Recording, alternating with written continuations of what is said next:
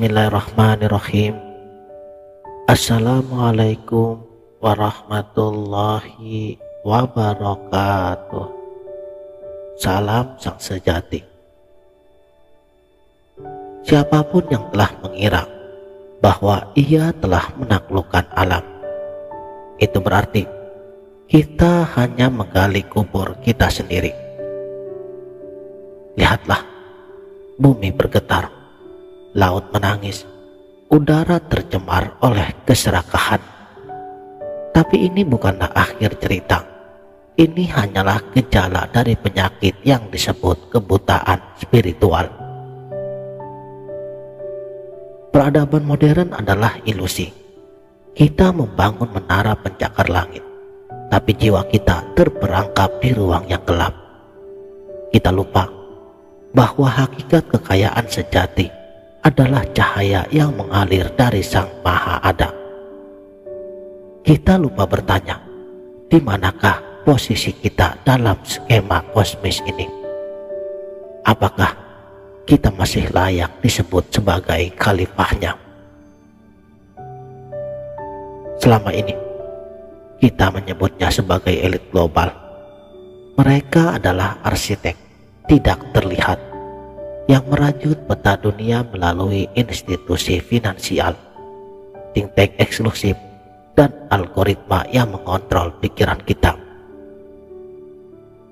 Mereka menyebut diri sebagai penjaga stabilitas global, tapi agenda mereka seringkali bertentangan dengan kebebasan manusia biasa.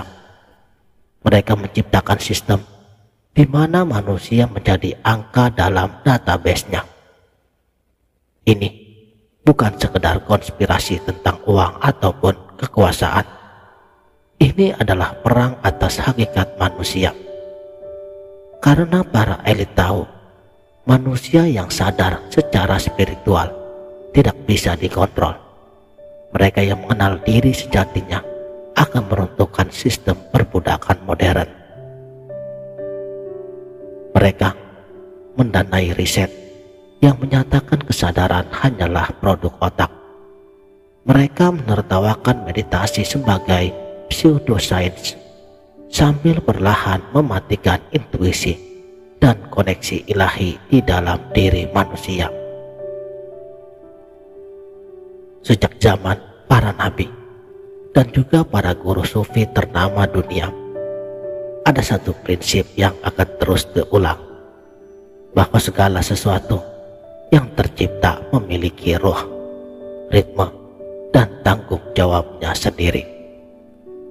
Dan manusia bukanlah pusat alam semesta, karena kita adalah simpul dalam jaring-jaring ilahi. Setiap pikiran, setiap tindakan adalah benang yang mengikat kita pada seluruh ciptaannya. Tapi hari ini kita melanggar hukum ini dengan sombong. Kita merusak hutan seolah pohon tidak memiliki ruh. Kita membunuh sesama seolah-olah darah mereka bukan air yang sama dengan kita. Kita mengeksploitasi bumi seolah-olah ia tidak punya hak untuk bernafas. Padahal dalam kitab suci telah jelas tertulis, kerusakan di darat dan lautan adalah akibat ulah tangan manusia. Ini bukan ancaman, tapi kepastian matematis alam semesta. Kita takut pada kiamat, asteroid, ataupun perang nuklir. Tapi ancaman terbesar justru berasal dari kegelapan jiwa kita sendiri. Kegelapan yang membuat kita lupa siapa diri kita sebenarnya. Syekh Ibnu Arabi pernah mengatakan, manusia adalah cermin ilahi. Tapi bagaimana jika cermin itu pecah, berdebu, atau diputar menghadap kegelapan? Maka yang akan terpantul bukanlah wajahnya, melainkan topeng-topeng ego, keserakahan, kebencian, dan ilusi kebenaran diri. Inilah bom waktu yang setiap detik mendekati ledakan. Kebanyakan dari kita di abad sekarang ini lebih bangga bisa menjelaskan lubang hitam, tapi tidak mampu untuk menjawab pertanyaan yang paling mendasar. Untuk apa kita ada? Kita mengira agama-agama sudah kuno, tapi lupa bahwa inti semua agama adalah satu: penyadaran bahwa manusia bukanlah tubuh yang memiliki jiwa, melainkan jiwa yang sementara mengenakan tubuh.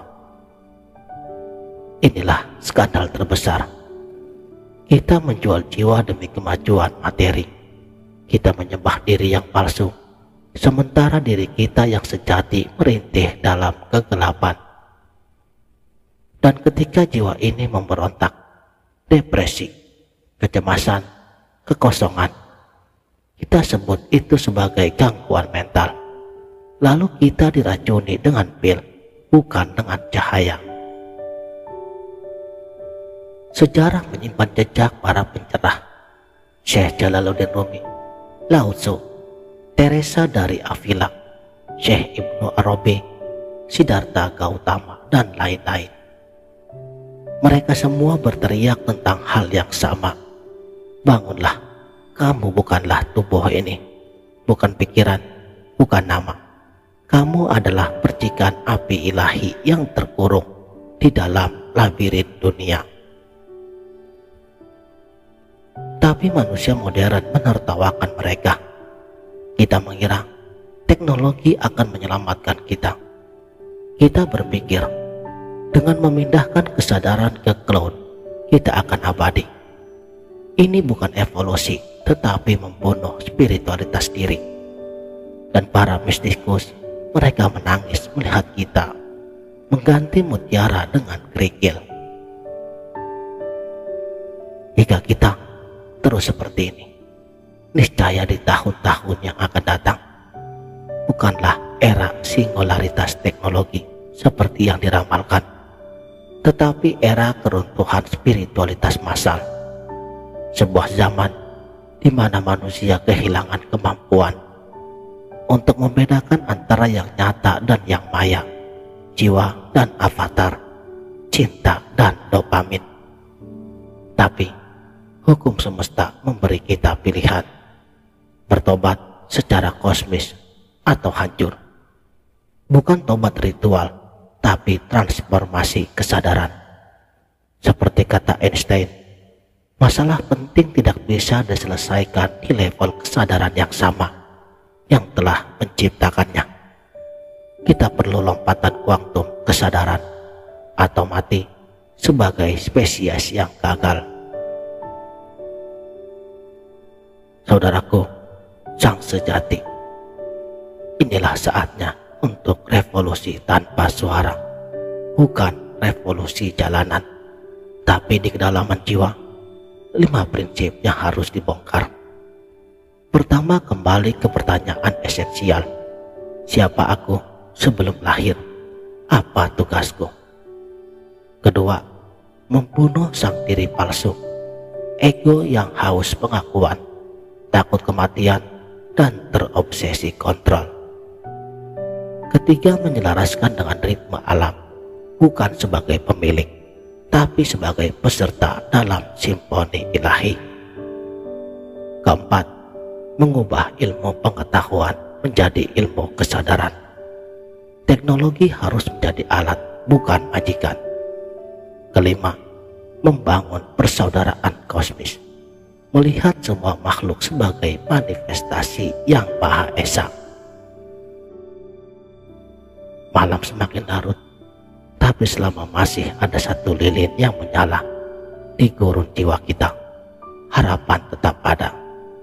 Ini bukan tentang menyelamatkan bumi, sebab bumi akan terus berputar.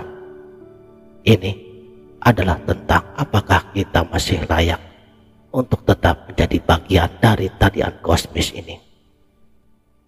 Dan jika kamu yang mendengar suara ini, maka kamu adalah salah satu penjaga api.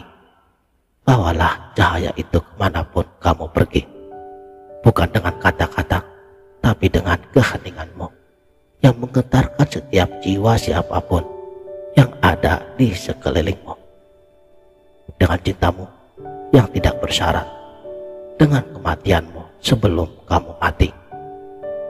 Karena pada akhirnya hanya ada satu ancaman, lupa bahwa kita adalah cahayanya.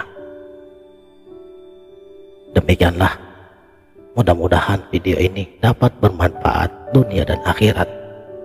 Wabillahi taufiq wal hidayah. Wassalamualaikum warahmatullahi wabarakatuh.